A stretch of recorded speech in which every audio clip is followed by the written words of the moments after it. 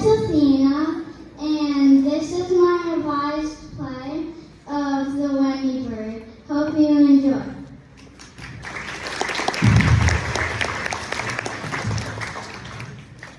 Welcome to Neverland.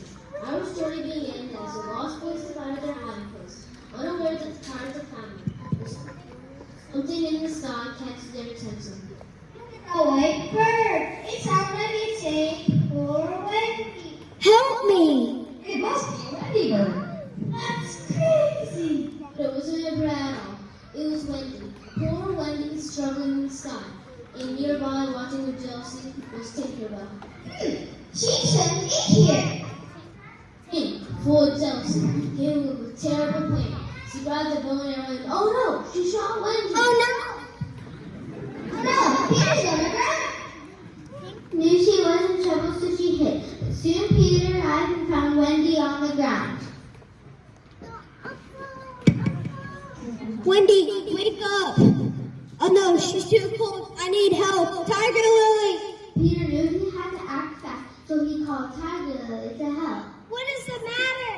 She's fainted and she can't get up. She'll be fine. She just needs rest. Just then, Tinky got from her hiding spot. She knew she was in trouble, so she tried to blame someone else. Oh my gosh, Wendy, I saw it to show you. He gave me the one arrow and told me to take the blame. What? That's not true. Take the big lie. I'm telling. Oh no. Here we go. We need to sell this. Let's do a flower test. Peter had a clever idea. He gave Tink and Toodles each a flower. Then plucked petals to see who was telling the truth. I'm not. I'm not. I'm not.